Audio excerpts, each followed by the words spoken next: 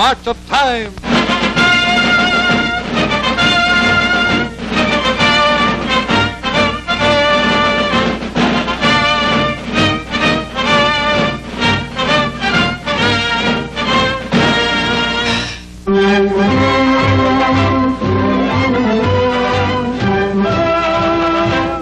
Today, throughout America, are monuments unlike any ever erected in history. They are dedicated not to a ruler or creed, but to the service of the whole American people. They were built by American industry and symbolize the union between business and science, on which is founded the productive power of modern American industrial civilization. But today, U.S. business is again turning to science for help in a new kind of research, the study of the people. For after a decade in which many of its great plants have been idle, the businessman has come to the realization that his knowledge of production has far outstripped his knowledge of the people he is working for, the U.S. public.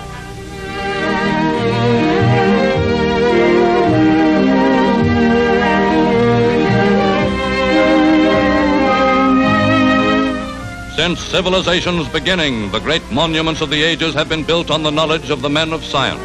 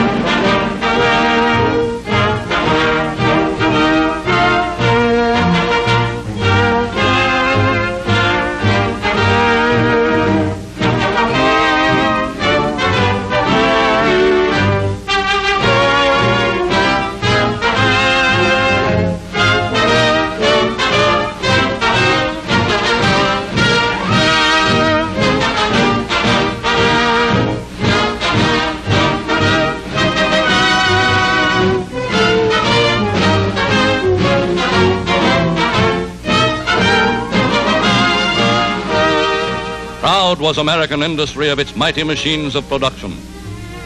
But to far-seeing manufacturers came early realization that U.S. industrial progress could not be maintained without ever advancing scientific research. So established within their great factories were the laboratories of the industrial scientists.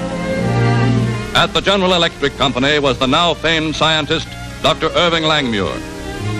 Archetype of the profession he pioneered, Dr. Langmuir applied the knowledge and methods of the pure scientist, pursuing his quiet, unhurried search far from the tumult of workaday business, finding new facts, analyzing them, putting them to use. I'll ask you to look over my shoulder at the surface of the water so as to see what's going on. Creating films of oil, 1 molecule or 1/10,000,000th of an inch thick, Dr. Langmuir discovered vital new clues about the basic structure and behavior of molecules. You'll see that it expands, pushes back, and suddenly stops when it jams all those molecules up against one another. Now, this part of the surface is covered with these molecules that are erect on the surface and packed in tight against one another. Dr. Langmuir's experiments opened the way for revolutionary scientific improvements in products and production, which save industry and the U.S. public an estimated $500 million a year. And he became the first U.S. industrial scientist to be awarded the Nobel Prize.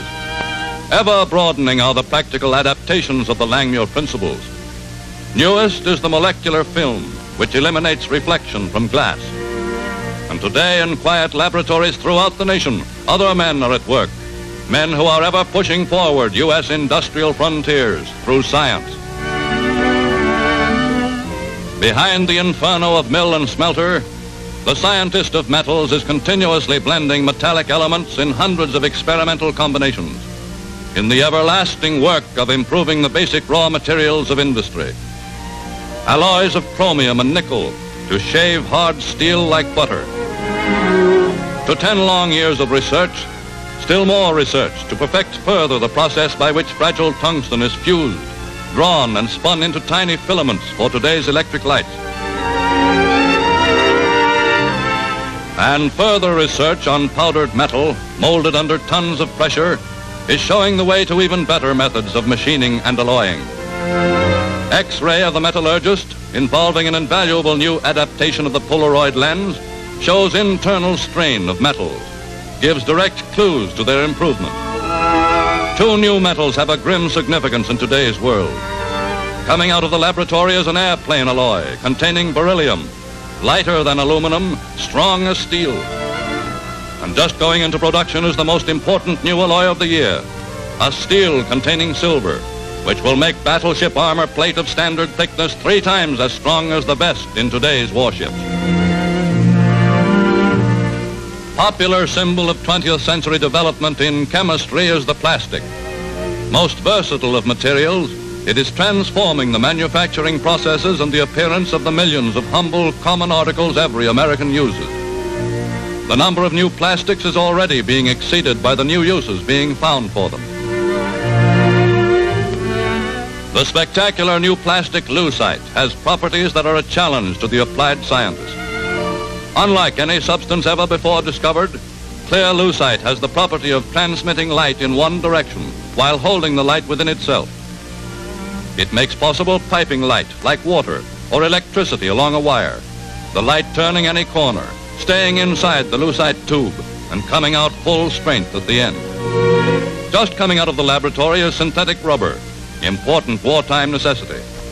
Made of coal, air, and water, the new white rubber is completely free from impurities, tougher and more durable than natural rubber itself.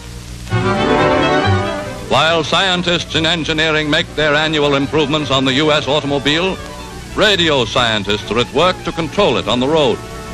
Direct laboratory attack on the problem is the highway radio, to broadcast localized recorded advice to motorists.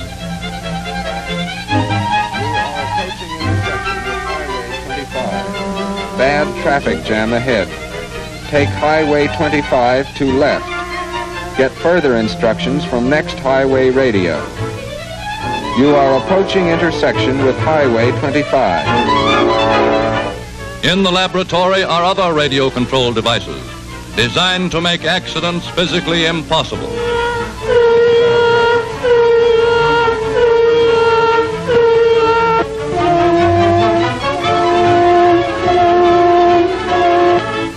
Scientific research is today threatening to make even the most modern hydroelectric plants obsolete. And scientists consider present-day transmission of electric power costly and inefficient. Most important new advances in power transmission are the mercury tube converter and a huge radically designed transformer. Because of these and other new developments, engineers now forecast that within 20 years, high-tension towers will disappear from the U.S. landscape. For power will be far more efficiently transmitted by small conduits underground. And other researchers are working on a machine which challenges even the basic water power principles. When light falls on its chemically balanced cells, electricity is generated directly and immediately. The light from one bulb generates enough to run a small electric motor.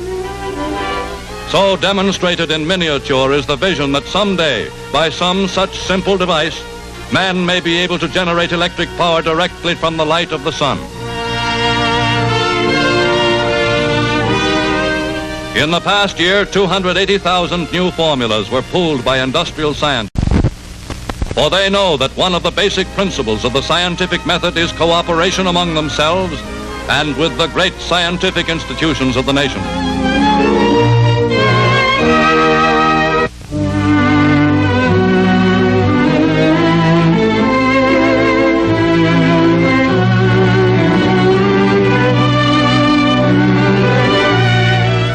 At Harvard Business School, the case for science and the business of distribution is squarely presented by Dean Wallace B. Dunham. Businessmen shouldn't forget that modern industry is the product of the combined work of business and scientists. Scientists in university and industrial research laboratories have made modern American industry possible with its high wages, low prices, and until recently almost continuous employment. When we leave the material aspects of production, however, the situation is less satisfactory. We do business with and through human beings. We sell to consumers. We don't have an adequate understanding of their wants and their desires and their needs. We need fact-gathering research through the universities and through business organizations, which will study these very important problems. We need the same kind of effective research that we've had from our physical science research laboratories. We need it in laboratories that study the problems of human beings, emotional human beings.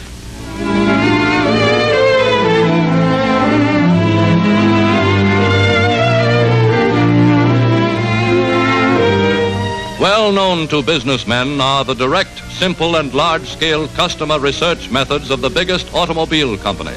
Mailed to 3 million motorists a year, General Motors questionnaires have to be interesting to get replies and friendly to build customer goodwill. And well known, too, is General Motors' Henry Weaver, who has so ably combined customer research with customer relations.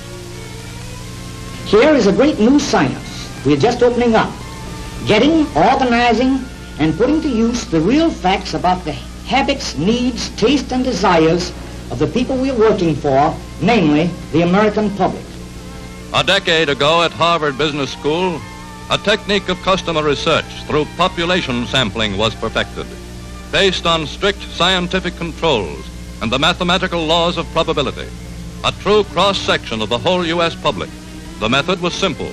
A sample of 5,000 personal interviews, a fixed percentage of them from each of 7 geographical divisions. In each division, a fixed percentage was to be distributed among communities of varying sizes.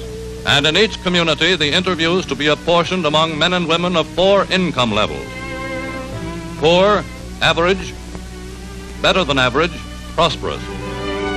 Manufacturers tried out the new true cross-section method and found it uncannily accurate in predicting public preference for cereals, soaps, and cigarettes.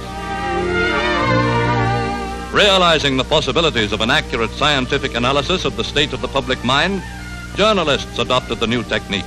Dr. George Gallup began weekly political surveys. Fortune magazine commissioned analyst Elmo Roper to make broader monthly studies of U.S. opinion. Dramatic proof of the accuracy of the new method came in 1936. Are you sure enough of your system to try it out on the election? I certainly am. Challenged by Fortune to prove the accuracy of his system in the presidential election, Roper gives his field staff final instructions. Ask the questions just as they're written, being very careful that you don't, by word or gesture or inflection, influence an answer either way. Now, if we'll follow these few simple rules, we'll hit it on the nose.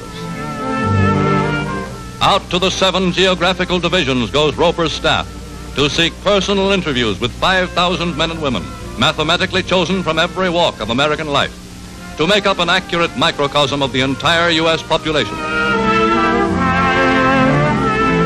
With the presidential election of 1936 still 2 months away, into Roper's office begin pouring the results of the sample survey method's first big public test. When the returns of the full 5,000 interviews had been tabulated and totaled, they indicated a landslide for Roosevelt. Meanwhile, Dr. Gallup had been making a similar test with the same method, and his return showed a similar result. A month later, the accuracy of the new survey was proven, as Franklin Roosevelt was re-elected. His total popular vote within an amazingly small percentage of both of the survey's predictions. Today, the True Cross-Section Survey has become a trusted political barometer, indicating to Congress the public's opinions on neutrality, telling the White House the electorate's stand on a third term. And today, for businessmen whose responsibilities lie in the consumer field, fact-finding techniques have been developed, tested, and made available. For men who have pioneered in these scientific methods have documented their individual experiences for the use of business generally. A new and significant contribution is publication by the Advertising Research Foundation of a revealing analysis of copy testing techniques. The result of 4 years of work by outstanding U.S. research men, its cooperative sponsorship by advertisers and advertising agencies through the Research Foundation, makes it outstanding in method and value.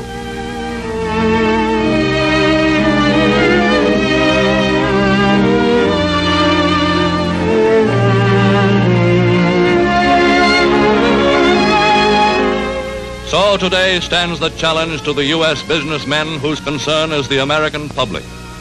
The study of human beings, their habits and desires, their reaction of thought and emotion, will tax the patience, the pocketbooks, and the brains of those who would open this new frontier of American business. In a scientific study, cooperative efforts by all who would benefit has proved the surest and quickest way to success.